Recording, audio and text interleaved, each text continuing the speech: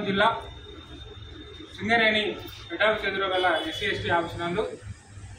వర్గీకరణ వ్యతిరేక పోరాట సమితి ఆధ్వర్యంలో రేపు 21వ తారీఖున భారత్ బంద్ పిలుపు మేరకు ఏదైతే దేశ అత్యున్నత న్యాయస్థానం సుప్రీంకోర్టు వర్గీకరణను రాష్ట్రాలు చేసుకోవచ్చని చెప్పి ఏదైతే తీర్పు ఇచ్చిందో ఆ తీర్పు వ్యతిరేకంగా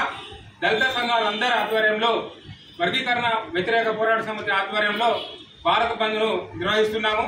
ఈ యొక్క కార్యక్రమానికి ఈ యొక్క భారత్ బంద్లో భద్రాద్రి కొత్తగూడెం జిల్లాలో ఉన్నటువంటి వ్యాపారస్తులు అయితే, విద్యా సంస్థలు అయితే, రవాణా సంస్థలు అయితే, ప్రతి ఒక్క దళిత సోదరులు, గిరిజన సోదరులు, సబ్బండ వర్గాలందరూ కూడా ఈ యొక్క బంద్కు సహకరించి బంద్ను విజయవంతం చేసి ఏదైతే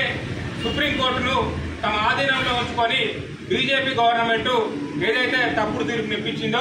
ఆ తీర్పుకు వ్యతిరేకంగా ఈరోజు మాదిగ ఉపకులాలన్నీ కూడా ఈ యొక్క బంద్లో పార్టిసిపేట్ చేసుకొని మనం ఏదైతే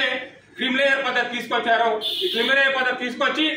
బీజేపీ ప్రభుత్వము మన యొక్క రాజ్యాంగాన్ని కాలరాసే విధంగా, మన హక్కులను కాలరాసే విధంగా, మనల్ని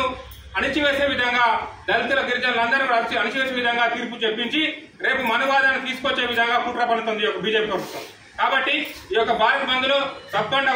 వర్గాలు స్వచ్ఛందంగా పార్టిసిపేట్ చేసి ఈ యొక్క బీజేపీ గవర్నమెంట్ మెడలు వంచి రేపు వర్గీకరణ వ్యతిరేక విధానాన్ని మళ్ళీ వెనక తీసుకొని మళ్ళీ దళితులందరూ కూడా ఏకదాటిపై నడిచి మన యొక్క హక్కులను కాలరాయకుండా చూసుకునే విధంగా మనందరం ఈ యొక్క బంద్ను విజయవంతం చేయాలని చెప్పి తెలియజేసుకుంటూ నాకు ఈ అవకాశం ఇచ్చిన ప్రతి ఒక్కరికి కూడా ధన్యవాదాలు తెలియజేసుకుంటున్నాను। జై భీమ్, జై భీమ్।